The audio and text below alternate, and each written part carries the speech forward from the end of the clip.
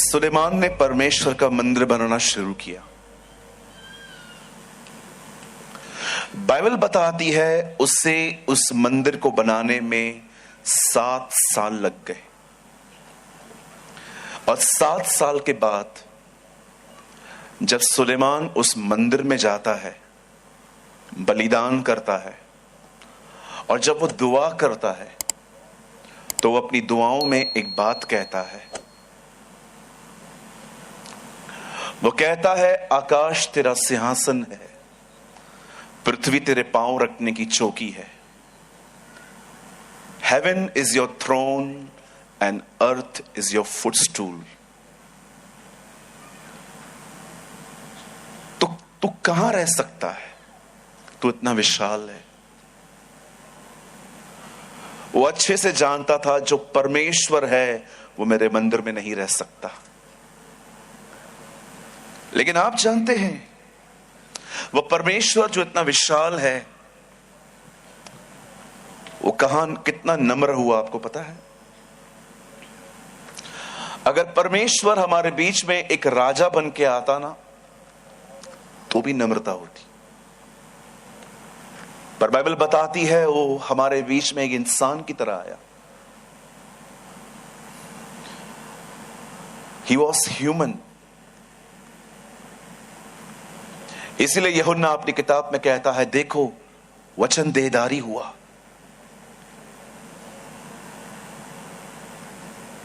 इब्तिदा में कलाम था, कलाम खुदा के साथ था, और कलाम ही खुदा था, और कलाम गोश्त बना। आप जानते हो उसने अपने आप को कितना नम्र किया। उस परमेश्वर ने जो वो इतना महान था, उसने अपने आप को एक छोटे से वचन में सीमित करके अपने आप को दे दिया। आज मैं आपसे पूछना चाहता हूं, क्या आपकी जिंदगी की नींव उसका वचन है? जब भूकंप आता है, क्यों कुछ बिल्डिंग्स गिर जाती हैं? The problem is not super structure, the problem is foundation.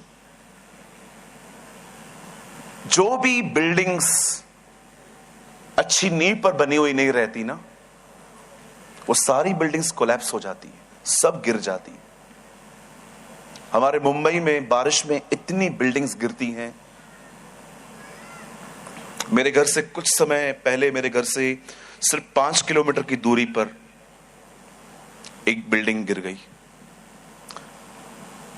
हमारे चर्च के एक बहन के पापा की डेथ हो गई बिल्डिंग गिरने से। स्लैब गिर गया। क्यों गिरा? फाउंडेशन गलत थी। कभी आपने सोचा है आप प्रभु में हो, आनंदित नहीं हो, खुश नहीं हो, पीस नहीं है अंदर? क्यों नहीं है? नींद में भी दिमाग चलते रहते हैं हमारे। होल डे हम लोग स्ट्रेस में जिंदगी जीते हैं। सबोपदेशक में लिखा है, मनुष्य सिर्फ अपने दुख भरी कड़वी रोटी खाता है। क्यों? प्रॉब्लम पता है क्या है? नींव कमजोर है। हमारी जिंदगी की जो नींव है वो परमेश्वर का वचन नहीं है, क्योंकि हमारे परिवार, हमारे मोबाइल, हमारे सोशल लाइफ ने हमें इतना बांट के रखा है कि हमें खुदा के पास जाने के लिए टाइम नहीं मिलता, और हम भुगतते रहते हैं, पास्टर्स को ढूंढते रहते हैं, संस्थाओं को ढूंढते रहते हैं, मीटिंग्स को ढूंढते रहते हैं कि जाएं और कुछ हो। मेरे भाइयों, मेरी बहनों, पुराने नियम में परमेश्वर ने इन दिनों के लिए एक प्रतिज्ञा की थी कि मैं अपनी प्रजा का मारा मारा भटकना बंद कर दूंगा। क्यों? क्योंकि मैं उन्हें अपना वचन दूंगा। मैं उन्हें अपना वचन दूंगा। आज मैं आप में से हर एक से पूछना चाहता हूं, क्या आपकी जिंदगी की नींव, क्या ये खुदा का कलाम है? क्यों यीशु ने कहा बुद्धिमान है वो मनुष्य जो मेरी बातों को सुन के उन्हें मानता है, क्योंकि उसने अपना घर चट्टान पर बनाया, आंधी आई, तूफान आया, पर वो घर नहीं गिरा क्योंकि वह घर चट्टान पर बना था। अपने जिंदगी की नींवों को बदलिए। 19 साल का था मैं जब मैंने प्रभु को अपनी जिंदगी दी। मैंने आज तक इस किताब को पढ़ना बंद नहीं किया है और न कभी करूंगा। मैं इसे हर दिन पढ़ता हूं, इसलिए नहीं क्योंकि मुझे लाखों के बीच में खड़े होकर प्रचार करना है। मैं इसे अपने लिए पढ़ता हूं क्योंकि मैं परमेश्वर को जानना चाहता हूं। I want to know God. Sometimes मुझे ऐसा लगता है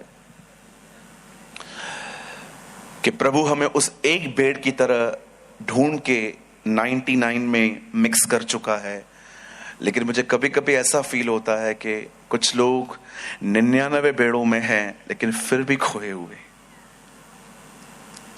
वे फिर भी खोए हुए। आज की शाम परमेश्वर आपसे कुछ बात करेंगे। आमीन। कितने लोग ये विश्वास करते हैं आज खुदा आपसे बात करेंगे? Come on, lift your hand. और मैं आप में से हर एक से सिर्फ इतनी ही उम्मीद करता हूं कि आप अपने फोन की तरफ, अपने पास में बैठे वाले व्यक्ति की तरफ ध्यान हटाकर आज खुदा के कलाम पर ध्यान दें। आप कोई भी हैं, आप कितने भी बड़े व्यक्ति हैं, भले आप एक सक्सेसफुल मिनिस्ट्री करने वाले व्यक्ति हैं, I urge you, I request you, please आज अपनी जिंदगी के बारे में कुछ सोचें। बहुत देर हो जाएगी, नहीं तो बहुत देर हो जाएगी। क्या आप सब तैयार हैं? रेडी? आइए, मैं चाहता हूं आप सब अपनी नींव को बदलने के लिए आज मेरे साथ लूका का 17वां अध्याय खोलिए। Come on, open with me the gospel of Luke chapter 17।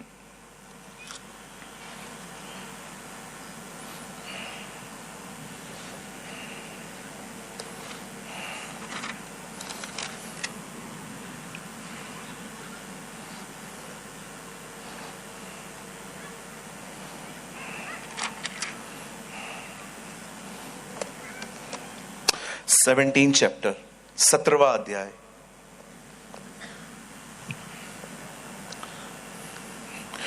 और मैं आपके लिए पढ़ रहा हूं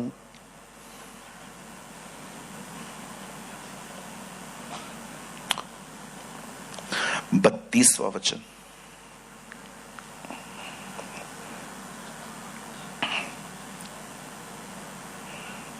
मैं आपको बताना चाहता हूं, इस वर्ड में हिंदी में सिर्फ 6 वर्ड्स हैं, लेकिन इंग्लिश में 3 है खाली। हिंदी में लिखा है, लूत की पत्नी को स्मरण करो। माय इंग्लिश मार्जिन से, रिमेंबर वाइफ ऑफ लूत। लूत की पत्नी को कहिए, याद करो। आइए, मैं चाहता हूं आप इस वचन को पढ़िए। 1 2 3। हाँ, एक बार फिर से पढ़िए। हाँ, तीसरी बार पढ़िए। आप जानते हैं आप अपने आप को प्रचार कर रहे हैं। You are preaching yourself. आइए, मैं चाहता हूं आप सब सामने देखें। यहां देखिए,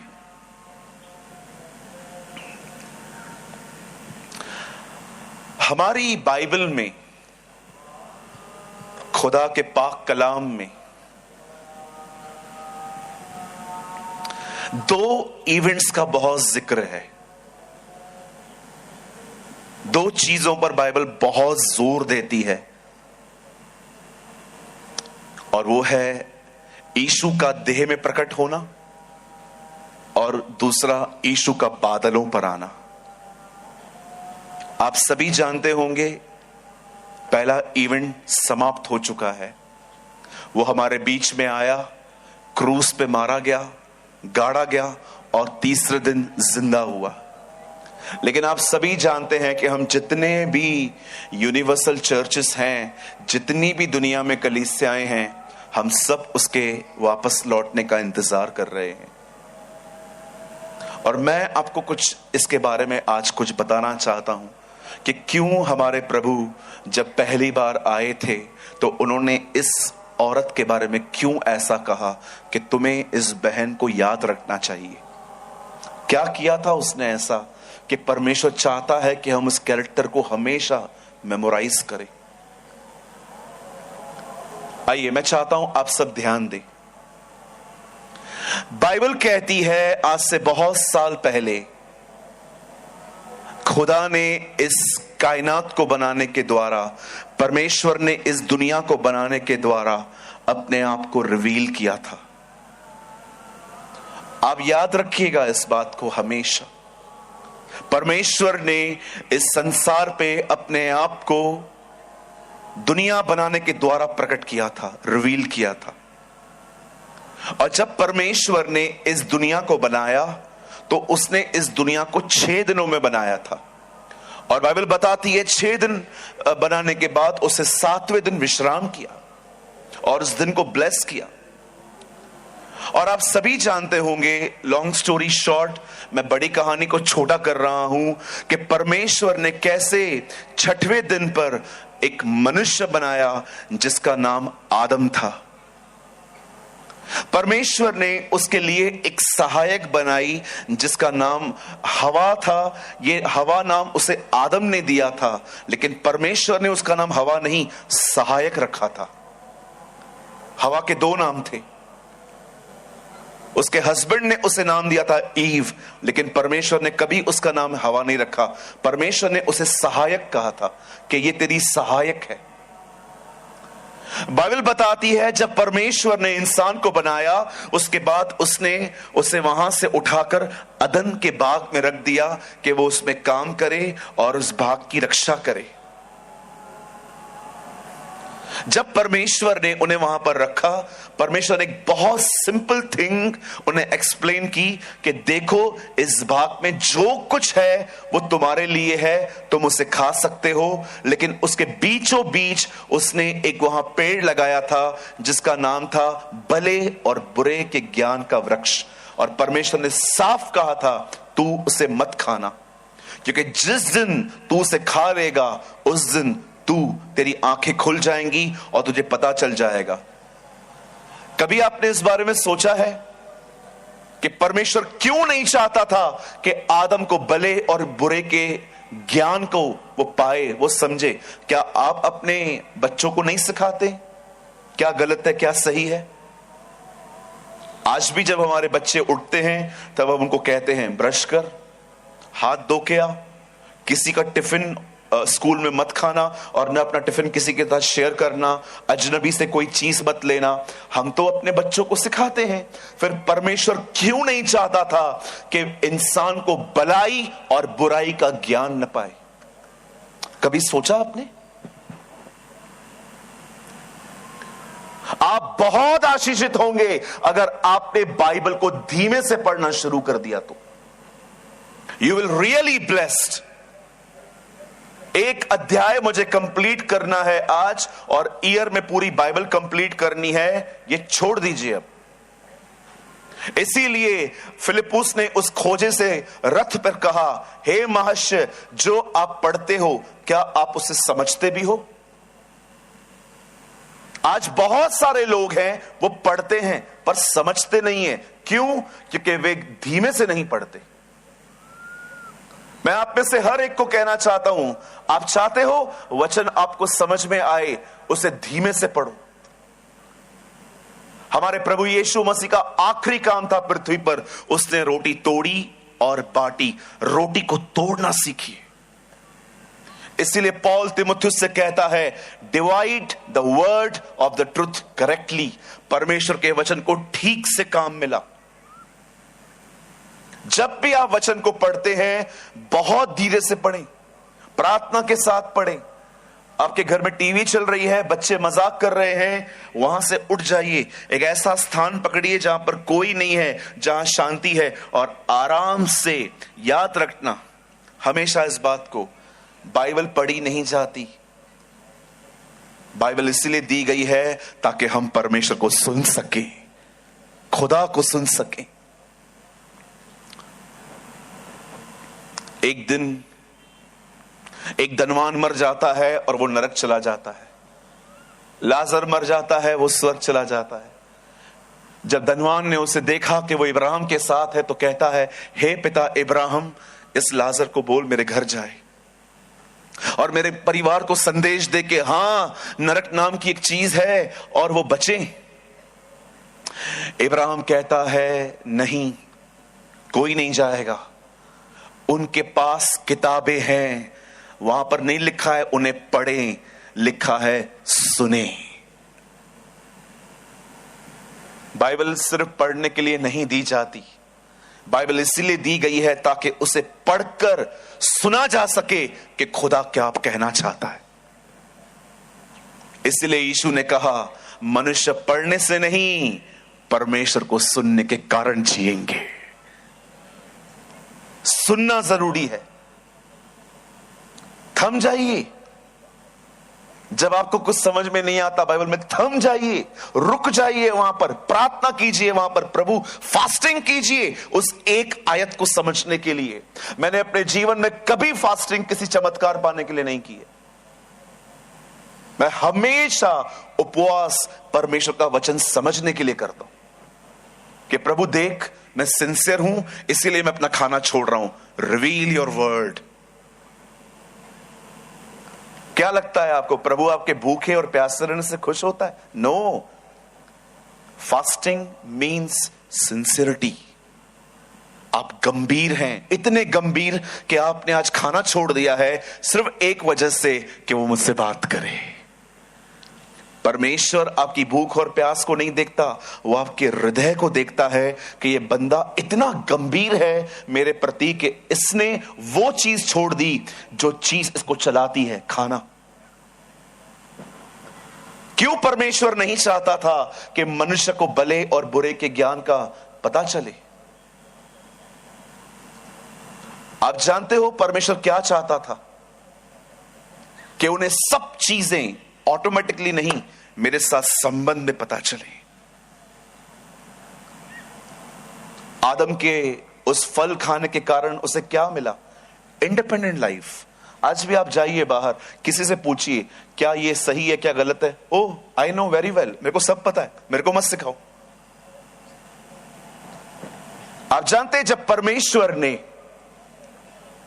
वहां पर उन्हें रखा और कहा ये फल मत खाना, उन्होंने उसी में से खाया और बाइबल बताती है वे नंगे हो गए। वो ऑलरेडी नंगे थे, लेकिन अब विवेक पैदा हो गया। अब उन्हें पता चल गया कि what is wrong and right. और जैसे उन्होंने उस फल को खाया, वे नंगे हो गए और वो छुप गए। हर शाम जैसे परमेश्वर आता था, परमेश्वर वहां उतरता है, और इस बार अदन की वाटिका खाली पड़ी थी, ये दोनों गायब थे। तब परमेश्वर कहता है, आदम तू कहां है? आप जानते हो वो छुपे हुए थे, आज उसका वेलकम नहीं किया जा रहा था, वो दोनों छुप गए थे। तब आदम अंदर से कहता है, नहीं, मैं डर गया था, मैं जान गया हूं कि आप आ चुके हैं, मैं छुप गया था। तब परमेश्वर उसे कहते हैं, जिस फल को खाने के लिए मैंने मना किया था, क्या वो तूने खाया? परमेश्वर ऑलरेडी जानता था इन लोगों ने फल खाया है, फिर वो क्यों पूछ रहा है?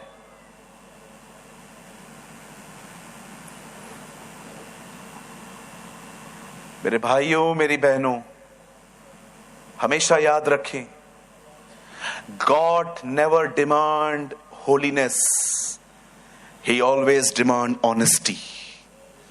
परमेश्वर कभी मनुष्य से पवित्रता की मांग नहीं करता, नेवर। वो हमेशा मनुष्य से ईमानदारी की मांग करता है। वो चाहता है कि कोई व्यक्ति अपने बल पर पवित्र नहीं हो सकता। इसीलिए वो हमेशा कहता है, वह ईमानदारी चाहता है। मैं आप में से हर एक को कहना चाहता हूं, अगर आप ईमानदार बनेंगे, वो आपको पवित्र बना देगा। He will make you holy. God never demand holiness. वो कभी नहीं कहेगा आपको जा पवित्र हो क्या, वो कभी नहीं कहेगा। वो हमेशा मनुष्य से ईमानदारी चाहता है। इसीलिए आपने देखा प्रभु यीशु मसीह फरीसियों को छोड़कर वैश्याएं और चोरों के साथ खाना खाता था। क्यों? क्योंकि वे ईमानदार थे, वे ऑनेस्ट थे। मेरी बातों को गलत तरीके से मत लीजिएगा। कभी कभी आप रास्ते पे खड़ी हुई किसी प्रोस्टिट्यूट से बात करिए और उससे पूछिए, बहन आप कौन हो? वो आपको सामने सामने कहेगी, आई एम अ प्रोस्टिट्यूट, मैं वैश्या हूं। क्या था उन वैश्याओं और चोरों में जो दिन रात पढ़ने वाले फरीसियों में नहीं था? जानते हो क्या था? वो ईमानदार थे। इसीलिए यीशु ने उन्हें खड़े होकर कहा, राज्य की संतान नरक में डाल दी जाएगी और चोर और वैश्याएं परमेश्वर के राज्य में आएंगे। प्रभु, राज्य की संतान मतलब ये लोग जिनके लिए मैं आया था, ये निकाल दिए जाएंगे, लेकिन ये अंदर आएंगे। क्यों? क्योंकि ये ईमानदार थे। कितने लोग हैं यहां पर, मैं जानना चाहता हूं आप लोगों से कि अगर पब्लिकली भी आपको अपना पाप मानना पड़ता है कि हां मैं गलत हूं, आप मान लेते? खुदा के सामने हर कोई ईमानदार है। हर कोई कमरा बंद करके अपने गहरे गंदे गुनाहों को, पाप को मान लेता है। लेकिन कभी कभी पब्लिकली आपसे पूछा जाए, क्या आपने ये किया? आप में से कितने लोग हैं जिनको कोई शर्म नहीं आती ये बोलते हुए कि हां हुआ है मुझसे, हो गई गलती मुझसे? God demand honesty. आप मानते हैं? खुदा के सामने ईमानदार होना बहुत आसान है। कमरा बंद करो, कौन देख रहा है? लेकिन जब मनुष्य के सामने पाप मानने की बारी आती है तो हमें डर लगता है, मेरी इमेज खराब हो जाएगी, मुझे इज्जत नहीं मिलेगी, मुझे लोग आत्मिक नहीं समझेंगे। अरे हु केयर्स, लोग हमें क्या समझते हैं? अरे मैं आपको सच कहता हूं, अपना पाप खुदा के सामने मानना सीखिए, आप वहां से आदर कमाएंगे। परमेश्वर आपको आदर देगा। God is a God of honest people. इसीलिए शाऊल को हटा दिया गया, दाऊद पाप के बाद भी राजा बना रहा। क्यों? क्योंकि वो ईमानदार था। जब परमेश्वर ने देखा कि इस बंदे को कहा, क्या तूने वो फल खाया? उसने कहा, नहीं, इस औरत ने मुझे खिलाया है। आपने जो पत्नी दी थी, पहला पाप आपने किया, आपने मुझे दी। First is your problem. आप पढ़ के देखिए, वहां लिखा है तूने जो पत्नी दी, पहले आप गलत हो। मैंने मांगी थी, क्या आपने दी ना? What a man. आज दो बच्चे हो ना घर में, दोनों फेल होके आए, अब एक से पूछो रिजल्ट बता, बोलेगा ये भी फेल हुआ है। दो बच्चे होते ना फेल होके आएंगे, आप पूछो एक से तेरा रिजल्ट क्या आया, पहले इससे ये फेल हुआ है। आप अपने बारे में बताओ ना। कभी कभी बच्चों को बोलो, चल बेटा प्रार्थना करते हैं। हाँ हाँ चलो प्रार्थना करते हैं। बोल बेटा मैं पापी हूं, बोलते हैं हम पापी हैं। नो नो नो, बोल मैं पापी हूं। बचपन से हम स्ट्रगल करते हैं ऑनेस्ट बनने के लिए। Are you honest?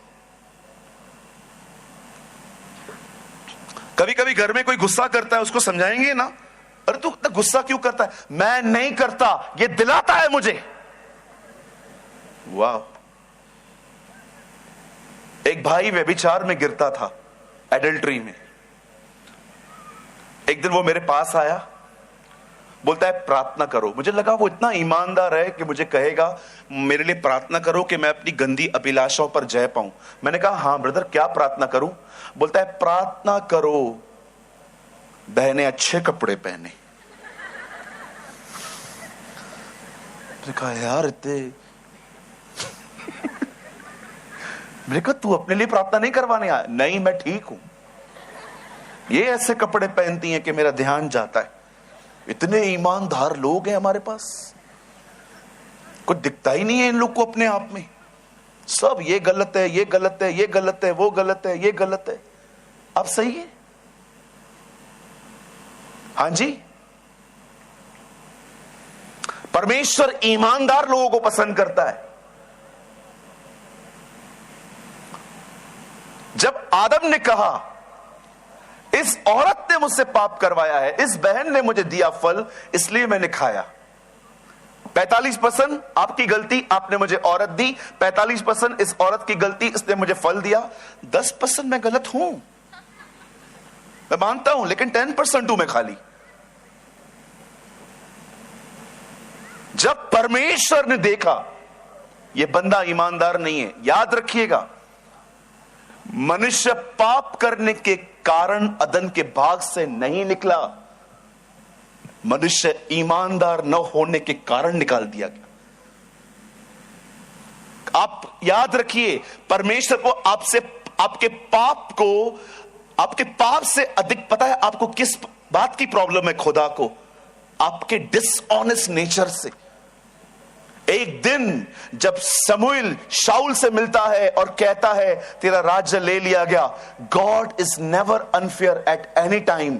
परमेश्वर कभी अनफेयर नहीं हो सकता, वो हमेशा लोगों को बताता है कि वो उन्हें क्यों हटा रहा है। जानते हो, जब शाऊल को उसकी पदवी से हटाया जा रहा था, तब शमूएल ने उसे क्या कहा? वो उसे कहता है, क्या हठ और मूर्ति पूजा एक समान पाप नहीं है? शाऊल, तू इसीलिए निकाला जा रहा है क्योंकि तू ईमानदार नहीं है, तू जिद्दी है। अगर आप नहीं जानते हैं तो एटलीस्ट आज आप जान लीजिए, अगर आप एक जिद्दी व्यक्ति हैं, अपने आप को सभी साबित करने वाले व्यक्ति हैं, कुछ भी हो जाए मैं साबित करूंगा मैं सही हूं, आपको मैं बताना चाहता हूं, आप जीवन में बहुत कुछ खो दोगे। You will loss so much. नम्र बनिए, अपने पाप को मानना सीखिए। अगर कोई आपको कहता है आप गलत हो, ठीक है, मैं हूं गलत, क्या इशू है? क्या होगा? मेरे यहां पर देखिए क्या होगा। कुछ लोग आपकी इज्जत कम करेंगे, इट्स कंप्लीटली ओके। फिर क्या हुआ अगर कम करेंगे तो इज्जत मेरी? अरे ये तो सोचो कि आप खुदा के करीब बने रहोगे, आप परमेश्वर के नजदीक बने रहोगे। अपने आप से एक सवाल पूछिए, आप यहां पर लोगों को खुश करने के लिए हैं कि अपने परमेश्वर के लिए हैं? आप यहां पर, जब परमेश्वर ने देखा कि मनुष्य ने पाप किया और अब ये मानते भी नहीं हैं, तब परमेश्वर ने आदम और हवा को दरवाजा दिखाया, चलो भाई निकलो यहां से। लेकिन जब वो निकल रहे थे, oh this is the first prophecy, ये पहली भविष्यवाणी थी परमेश्वर ने जीसस के लिए कही। तब वो शैतान को कहता है, शैतान मेरा बेटा आएगा, ओ यशुआ वेलकम, यीशु मसीह आएगा और वो तुझे कुचलेगा और तू उसकी एड़ी को डसेगा। इट मीन्स वो खुद डैमेज होकर तुझे मारेगा। जैसे ये प्रोफेसी हुई, आप सभी जानते होंगे, उसके बाद इंसान कहां से कहां चला गया। उसके बाद केन ने हाबिल की हत्या की। आप पढ़ सकते हो, लोगों ने अपना नाम करने के लिए बेबीलोन टावर बनाया। उसके बाद आप देख सकते हो, आज हम वहां से लेके आज तक हम क्या क्या देखते आए हैं। परमेश्वर ने यह भविष्यवाणी की थी कि एक दिन इस पृथ्वी पर उसका बेटा आएगा और शैतान को कुचलेगा। आप जानते हैं, बहुत साल पहले बाइबल बताती है कि परमेश्वर ने अपना पुत्र मरियम के द्वारा इस जगत में वो ले आया। बाइबल बताती है 2023 साल पहले एक फरिश्ता स्वर्ग से नीचे उतरता है, नासरत में आता है, और वहां पर एक कुंवारी लड़की जो इंगेज गर्ल थी, जिसकी सगाई हुई थी और उसकी शादी होनी बाकी थी, परमेश्वर का वचन कहता है वो उसके घर जाता है और कहता है, मरियम तू भयभीत न हो, तुझ पर परमेश्वर का अनुग्रह हुआ है और तू एक बेटा जनेगी, तू उसका नाम यीशु रखना, क्योंकि उसकी सेवकाई क्या होगी, वह अपने लोगों को लंदन जाने के लिए वीजा दिलाएगा। है ना? It was his ministry. हे मरियम भयभीत ना हो, तू एक बेटा जनेगी, उसका नाम यीशु रखना, क्योंकि वो तुम्हारे घर के ऊपर एक माले के ऊपर दूसरा माला बना के दे देगा। ये उसकी मिनिस्ट्री थी ना। हम तो यही सुनते आए हैं आजकल। चलिए अपने पास वाले से एक बात कहिए, उन्हें कहिए भीड़ इकट्ठी करना बंद कर दो। हेलो, कोई हाथ दिखा सकता है?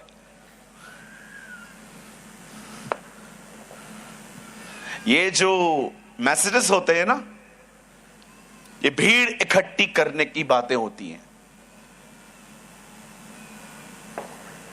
कितने लोगों ने ये वचन पढ़ा, तू उसका नाम यीशु रखना, क्योंकि वह अपने लोगों को अमेरिका जाने के लिए ग्रीन कार्ड दिलाएगा। है ना? आप ये सुनते आए हैं ना। सुनिए मेरे भाइयों, मेरी बहनों, मैं आप में से कुछ लोगों को आज कुछ समझाना चाहता हूं। यीशु हर एक को चंगा करता है। यीशु बहुतों में से दुष्ट आत्मा निकालता है। यीशु कोढ़ियों को शुद्ध करता है। लेकिन याद रखना, यीशु के आने का कारण ये नहीं है।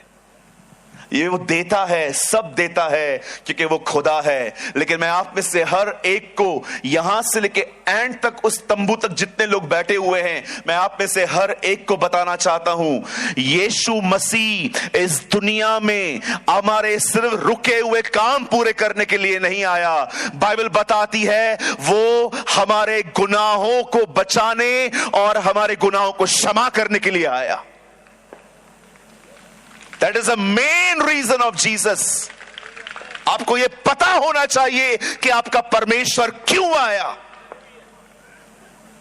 आप सब कुछ पा सकते हैं, पर आप में से किसी की भी, आई एम सो सॉरी मैं ये वर्ड्स यूज कर रहा हूं, मुझे पता है आपको अच्छे नहीं लगेंगे ये वर्ड्स, मुझे भी अच्छे नहीं लगते हैं, लेकिन मेरे पास फिलहाल यही वर्ड है। याद रखना, हम में से किसी की औकात नहीं है यहां पर उधार खरीद करने की। हमारी हैसियत नहीं है कि हम अपने सैल्वेशन को खरीद कर सके। परमेश्वर जानता था कि उधार इतना महंगा है कि कोई उसे खरीद नहीं सकता, इसीलिए उसने उसे मुफ्त कर दिया। उसने उसे मुफ्त कर दिया। आप एक बिल्डिंग बना सकते हो, आप एक घर बना सकते हो, आप सब कुछ कर सकते हो। मैं आप में से हर एक से पूछना चाहता हूं, अपने पाप माफ करके दिखाओ। अपने बदन के अंदर, ब्लड के अंदर जो स्वभाव है पाप का, उसमें से बाहर निकल के दिखाओ। अपने गुस्से पे कंट्रोल करके दिखाओ। अपनी आंखों को गंदी चीजों को रोकना, ये करके दिखाओ। परमेश्वर जानता था मनुष्य सब कुछ कर सकता है, पर वो कभी अपने उद्धार के प्रति वो दाम नहीं चुका सकता। इसीलिए परमेश्वर ने अपने पुत्र को उसी काम के लिए भेजा जो मनुष्य से कभी नहीं हो सकता। याद रखो मेरे भाइयों, मेरी बहनों, आप एक बिल्डिंग बना सकते हो, आप एक घर बना सकते हो, आप क्लिनिक खोल सकते हो, आप मॉल खरीद कर सकते हो, आप बहुत सारी चीजें कर सकते हो, लेकिन आप में से कोई अपना उद्धार खरीद नहीं सकता। वो इतना महंगा है कि परमेश्वर जानता था कि वो इतना महंगा है कि उसे अपना बेटा खोना पड़ेगा, इसीलिए उसे उद्धार मुफ्त कर दिया। वो जानता था।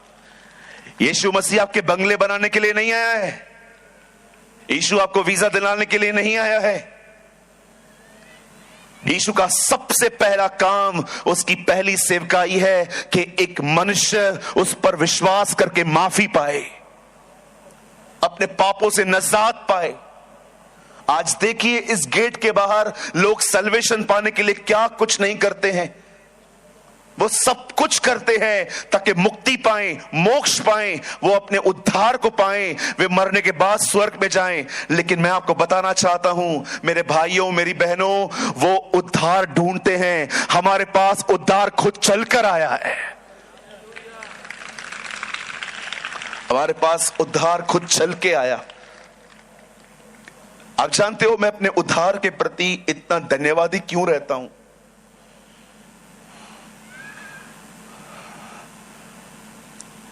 ऐसा कोई नशा नहीं है जो मैंने अपने बदन को नहीं दिया था।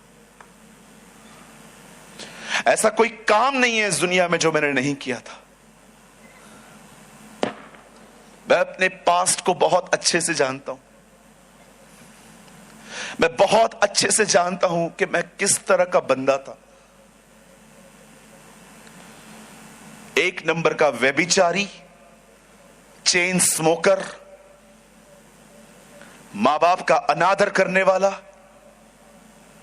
औरतों को बुरी नजर से देखने वाला, हर लाइन में गाली, लोगों को मारना, परिवार में लड़ाई झगड़े करना मेरे लिए नॉर्मल चीजें थी। मुझे लोग समझाते थे ये गलत है, मैं उनको बोलता रहा तुम पागल हो, चीटिंग नहीं करोगे, गाली नहीं निकालोगे, कमा नहीं पाओगे, तुम्हें करना पड़ेगा ये सब। लेकिन जब मैं यीशु में आया, ये मेरी गवाही है, इट्स माय टेस्टिमनी, जब मैं प्रभु में आया, मैं आपको सच कहता हूं, मुझे यीशु के चमत्कारों ने इतना अट्रैक्ट नहीं किया, मुझे प्रभु यीशु मसीह के बलिदान ने अट्रैक्ट किया था। जब पादरी साहब प्रचार कर रहे थे कि तुम पापी हो, यीशु तुम्हारे लिए मरा है, आप विश्वास कीजिए पहली सभा में मैं फूट फूट के रो रहा था कि मैं गुनहगार हूं, मैं जानता हूं मैंने कैसी जिंदगी जी है। मैं आपसे पूछना चाहता हूं, खुदा ने आपके लिए बहुत कुछ किया है, आपको बीमारियों से चंगाइयां दी हैं, आपका कैंसर ले लिया, आपकी HIV ले ली, आप में से बहुत लोग कोविड में बीमार थे। यहां पर कितने लोग हैं जिन्हें खुदा ने बचाया था कोविड पे? अपना हाथ उठाइए, मैं आपको देखना चाहता हूं। याद रखिए इन सारे कामों के लिए खुदा का शुक्र हो। लेकिन सबसे अमेजिंग बात जानते हैं क्या है? यूहन्ना कहता है उसके नाम से तुम्हारे पाप क्षमा हुए हैं, उसके नाम से तुम्हारे गुनाह माफ हुए हैं। जब गुनाह माफ होते हैं ना, आजादी आती है। इसलिए आपने देखा यीशु मसीह ने क्या किया। जब एक व्यक्ति ऊपर से नीचे उतारा गया, उससे पहले क्या किया? उससे उसको चंगा नहीं किया, पहले उसने उसको कहा तेरे पाप क्षमा हुए। और जैसे पाप क्षमा हुए, लिखा है उससे अपनी खाट उठाई और वो चलने लगा। जब पाप क्षमा होते हैं ना, चंगाइयां ऐसे ही आ जाती हैं, छुटकारे ऐसे ही आ जाते हैं। यीशु ने पहले उसे चंगा नहीं किया, पहले उससे कहा तेरे पाप क्षमा हुए, उठ अपनी खाट उठा और चल। वो लोगों को चंगा बात में करता था, वो पहले उनके गुनाहों को माफ करता था, क्योंकि वो जानता था इनके गुनाहों के कारण इन पर बीमारियां आई हैं। गुनाह माफ होता थे, बीमारी चली जाती थी। बाइबल बताती है एक स्वर्गदूत नीचे उतरता है और मरियम से कहता है मरियम तू डर मत, तुझ पर परमेश्वर का अनुग्रह हुआ है, तू एक पुत्र जनेगी, उसका नाम यीशु रखना, क्योंकि वह अपने लोगों का उनके पापों से उद्धार करेगा। और मरियम ये सुनने के बाद हामिला हो जाती है, प्रेग्नेंट होती है वो। और प्रेग्नेंट होने के बाद बाइबल बताती है 9 मंथ्स के बाद वचन कहता है वो उसको जन्म देती है। 8वें दिन उसका खतना हुआ, उसका नाम यीशु रखा गया।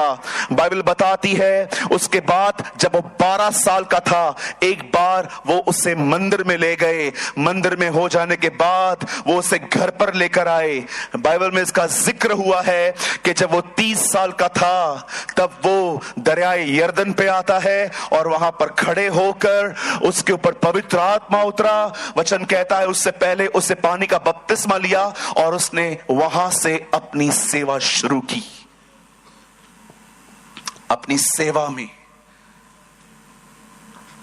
एक दिन उसके चेले उससे पूछते हैं, प्रभु आप इस मंदिर को देख रहे हो?